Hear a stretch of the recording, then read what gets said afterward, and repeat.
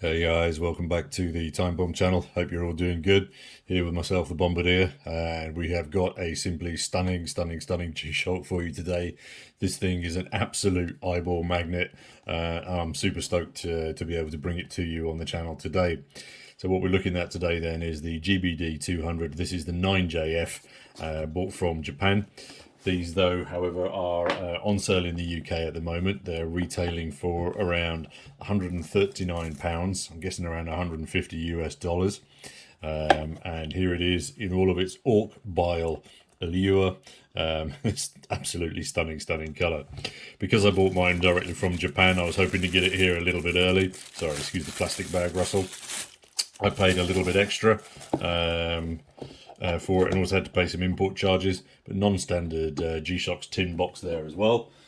But I'm really happy. I mean, just look at this watch. That colorway, absolutely stunning. Beautiful, leery, ugly. I sent some photos of it to some buddies this morning, and they came back with comments like sick, filthy. So yeah, kind of reminds me I used to have several pairs of socks this color, and as kids we used to wear them with purple drain pipes and crepes or brogues. But anyway, back to the watch. So as I say, I bought this from a Japan company called Ippo Japan, and just talking to them saying that I wanted to do a review on it. They've kindly offered a discount code for you guys, which I'll post down below. They are certainly not paying me for this review. I paid full price for this watch and a little bit extra on import.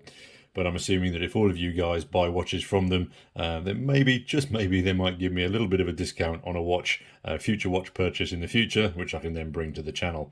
Again, I'll pop that link down below. So, the GBD, sorry, I was just going to say, I'm just going to pause the camera there just to readjust so I can tilt it a bit better. Yeah, there we go. So, to me, this GBD 200 is kind of a hybrid cross between, we've got here the GBX 100. So I think it's a definite variant of that, and then also with the GBD 100 just here. It's got very similar functions to both those other watches. It's a slightly slimmed down version, and then also has slightly reduced functions because of that reduced size. Now, yes, you could argue that the concept of simply repeating designs in different case bodies is weak, and I would agree 100%. But maybe we could address that in a slightly different video. Now, I sold my GBX on because I found that it was too top heavy. I found that the bracelet or the strap and the head were too heavy, and it shifted around. In addition to that, the other thing that I didn't like about it was that the flappage that you got from the fixed keeper here really didn't work. Now, this is my buddy's watch, and he's modded this accordingly. The other issue that I had with the GBX was the module being very slow and very clunky. So I am approaching this one with an element of trepidation to see if they've actually improved anything. Because it only arrived this morning, I've not connected it up to the app on the phone, so I will have to do a follow-up video for you on that one. So let's, as always, just kick off with some specs on the watch. So what we're looking at then is 45 mils across. It's about 49.5 mils north to south. It's around 15 millimeters in depth. Super light, this one only coming in at 58 grams. We basically then have LED light operation down below here. It's a bit light in here, so I'll throw up a dark shot here of what it actually looks like in the dark. Absolutely perfect, very fit for purpose. It's not quite sort of, your Timex Indiglo where everything lights up in that sense, but I think it's going to work absolutely fine. The biggest downer for me, though, specifically on this watch, and I knew this before I was going to get it, but it didn't deter me, was that this only has a 2-year battery. And according to many others, that's 2 years of battery without using this watch as a training watch. So if you do train with it and you do Bluetooth it, then you are going to be getting a lot less than 2 years, which to me is just plain wrong and plain silly.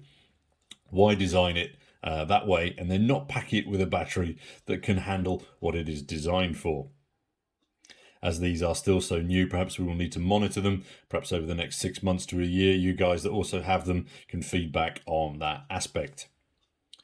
According to the G-SHOCK UK blurb, these case sides carry these slits in here then to reveal the inner case color to pop through, and apparently these slits then contribute to the optical illusion, as apparently they then slim down that 50mm depth profile.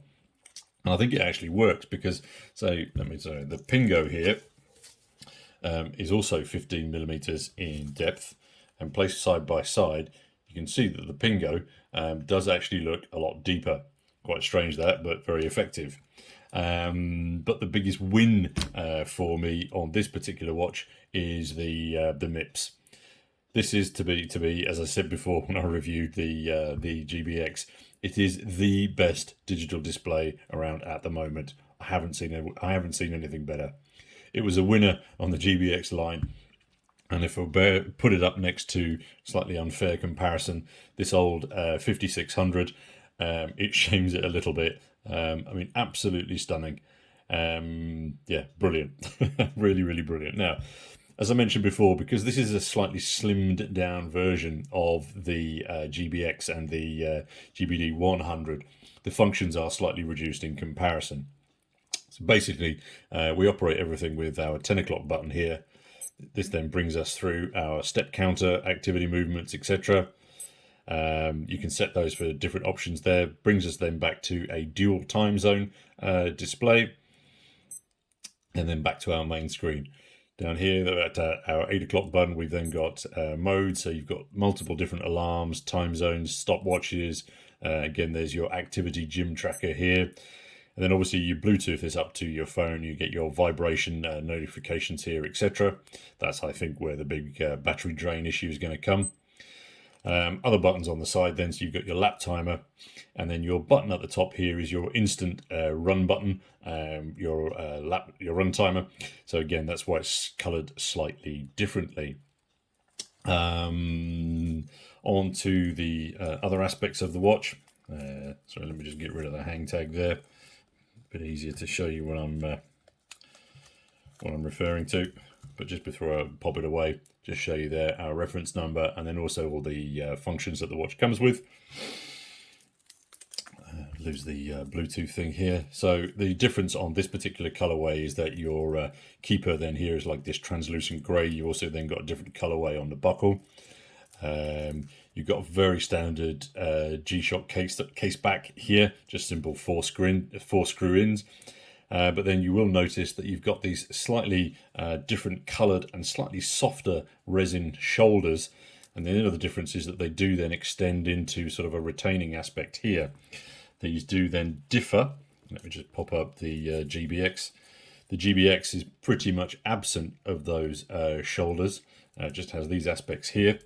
Whereas perhaps on the GWG 1000, you can see that those shoulders really do encompass, much different. But then again, it's also supporting a far greater lump of head on the top there. You've then obviously on either side, you've got these little vents, either for air or water. You notice as well that the inner of the strap is a slightly paler orc bile green colour. But yeah, that's pretty much everything on the watch here. The one thing to mention, though, of course, about this keeper is that this is where they fixed one of the issues which I had on the GBX, is that they've kept the keeper free. And in addition to that, the inner nipple there is much smaller. So essentially what happens when you close it is that it just slits into the top as opposed to becoming fixed. And you can extend it all the way down to the end, so you don't get the flappage issue that you had on the previous watches. As many of you imagine, this then contains the patented hollow guard interior, giving us the G-SHOCK levels of impact and vibration resistance. And it's going to be able to sustain, I think, most of us, or what most of us are going to be able to chuck at this watch is going to be able to withstand. Let me just pop it on wrist for you, because it really does speak for itself on wrist. I mean, boom! It puts those luminous socks I used to own as a kid to shame. I mean, absolutely brilliant. Much, much lower profile, I think, as you can see here. It's super, super light, and I am not selling this one at all. Yeah, absolute eye magnet, eye candy, brilliant. They've smashed it out of the park with this one. I am super, super stoked. If though that you didn't want to walk around like a Belisha beacon, they do come into the colorways at the moment. But I do think though in the future that they're going to be releasing this in very different colorways also, as they've also done with some others in the series. We've got this slightly muted blue. It's very, very cool. Then has that different keeper color and the peek through slits on the side. This is a very cool understated version, that one. And then the other colorway that you can get this in is this very, very, very stealthy blackout. Very, very nice, very, very understated, but very cool in every way. And to me, that's where that MIPS screen really does excel. In comparison, perhaps, to say other blackout Gs like this 56, one of the reasons that the other blackouts attract most criticisms is that the negative displays have legibility issues. I think, as you can see, just coming back to the stealth version of this one, is that you cannot say that about it. It's got legibility in spades. So, in conclusion, probably a little bit of a rushed review there. As I say, I'm just so excited by this one. Absolutely brilliant. Massive, massive thanks out to the guys again, Ippo Japan, for getting this to me as quickly as they have done. I think what G-SHOCK are trying to offer here is perhaps a more daily wearable sports version. If we look, for example, at the GBD 1000 here, it is super spec'd up, but I think like the GWG 1000, for many people, it is not a daily wearer due to its size. So I think that this 200 sits in that daily wearer category, and it needs to be a daily wearer category because if you want to accumulate the data and take advantage of the sports functions, then you've got to be wearing it on a regular basis. Otherwise, those functions become a little bit redundant.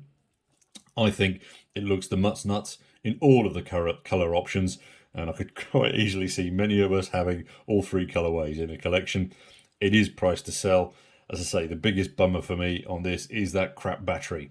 Other than that, I think this thing absolutely rocks, and really, really do look forward to hearing your comments down below, guys. Are you going to go for the socks or the watch? Look forward to hearing your thoughts.